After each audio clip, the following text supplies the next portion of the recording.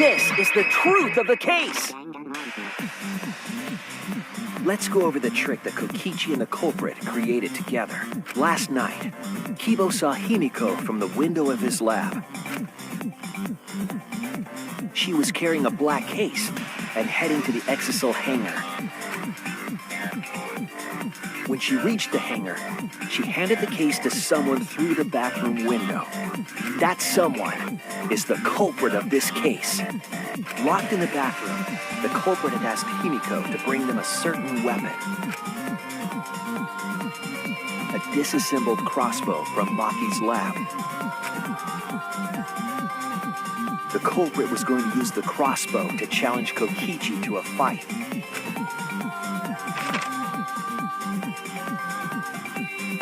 Some time passed, and Maki made her way to the hangar.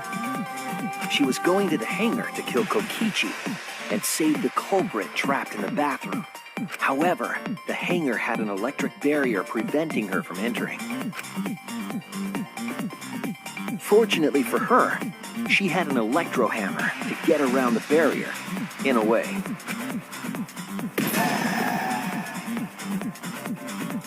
She used her electro hammer to disable an exisal and climbed inside. She knew exisals could bypass the barrier, so she got inside one. Around that time, the culprit and Kokichi began their confrontation. While Kokichi was checking up on them, the culprit ambushed him with a crossbow. But the culprit didn't intend to kill Kokichi. They just wanted to disable him.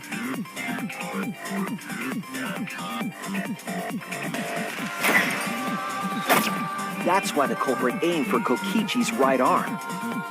If they really wanted to kill him, they would have shot him in his vitals.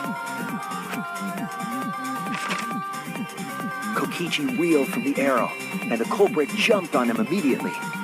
He didn't want Kokichi to have the chance to summon an exisal with a remote.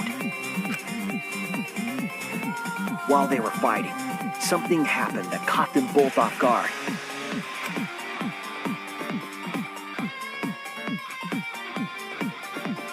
The shutter of the hangar opened, and an exisal stepped inside.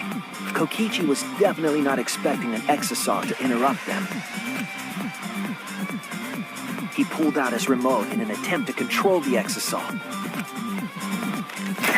But Maki leaped out of the cockpit and shot Kokichi with her crossbow.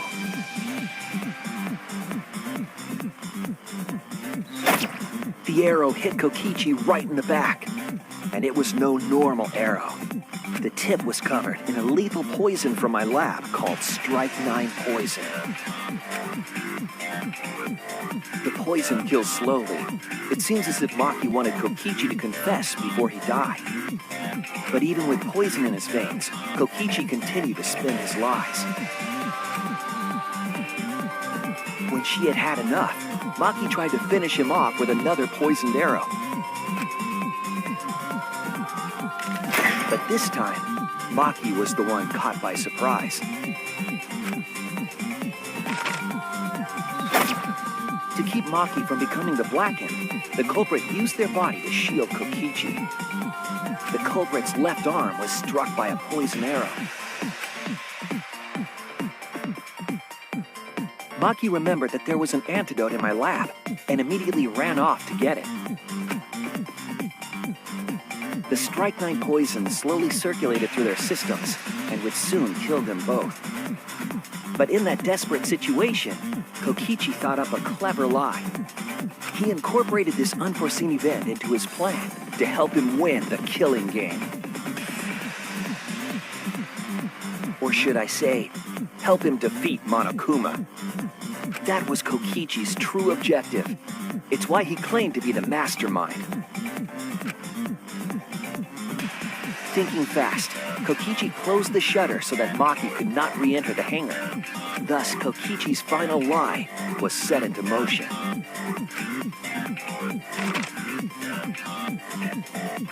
When Maki returned with the antidote, she couldn't get back inside the hangar. So she went around to the hangar bathroom and passed the antidote through the window.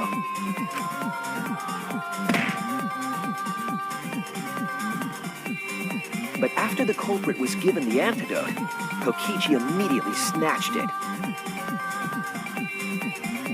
Kokichi drank down all of the antidote while the culprit and Maki watched in horror. Maki must have been panicking, thinking the only antidote was now gone. She believed that the culprit was going to die from her own poisoned arrow. But it was all another one of Kokichi's lies. He had only pretended to drink the antidote. Maki tried desperately to break into the hangar, even slashing the control panel. But she couldn't get the shutter to open again. Defeated, she had no choice but to leave. After Maki had left, Kokichi took out another weapon.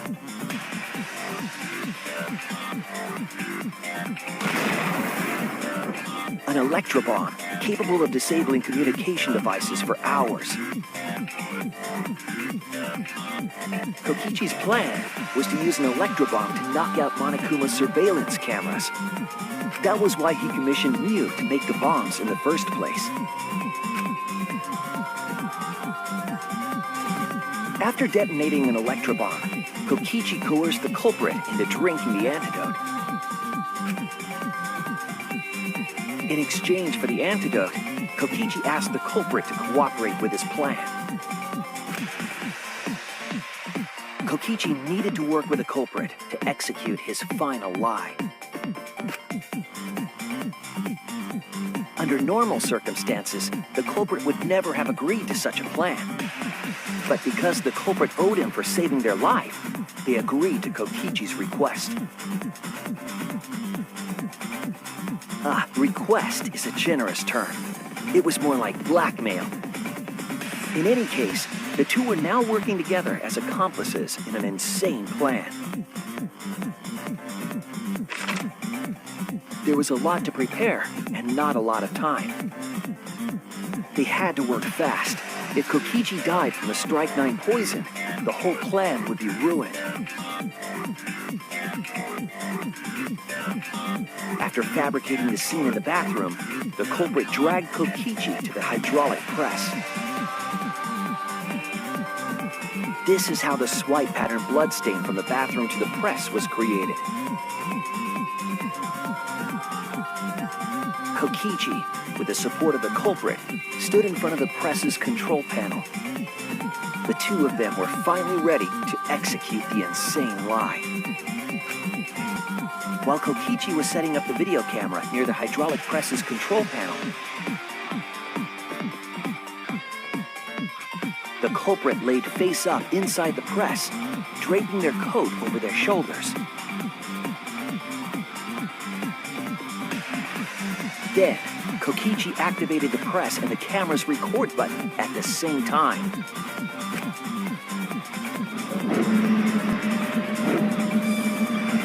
The hydraulic press came down slowly, all caught on tape for us to see. Normally, the safety function would have triggered, but the electro bomb had disabled it. The press got lower and lower, and just as the culprit disappeared from view, Kokichi pressed the force stop button and the camera's pause button simultaneously.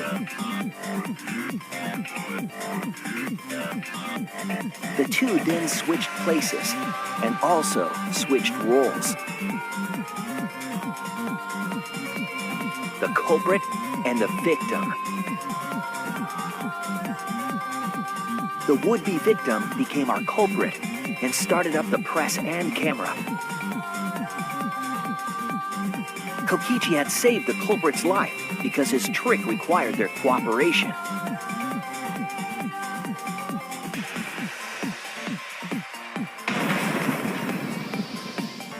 He wanted to win the killing game, even if it meant dying himself. And so, Kokichi was crushed by the press, and the whole thing was caught on video. The culprit's left sleeve was dangling from the press, making us think he was the victim. Now alone, the culprit collected the video camera and tore the hydraulic press's power cord so that it could never be raised again. This would make it impossible for us to determine the identity of the crushed body. But there was another reason the victim was killed in this way. It obfuscated the cause of death, making the case that much more difficult to solve. This was all part of Kokichi's plan to create a murder not even Monokuma could figure out. With the press disabled, the culprit returned to the bathroom to flush Kokichi's clothes. Finally, they climbed inside of an exisal to hide and waited with bated breath. And here they are now in this trial, pretending to be Kokichi. They're trying to deceive Monokuma in order to defeat the true mastermind. And that's it. That's Kokichi's unidentified culprit trick.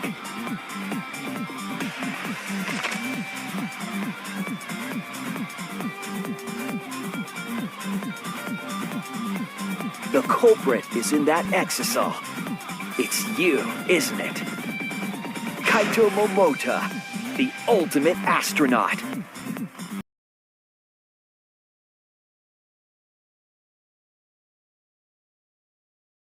Hey, somebody come get her, she dancing like a stripper. Hey, somebody come get her, she dancing.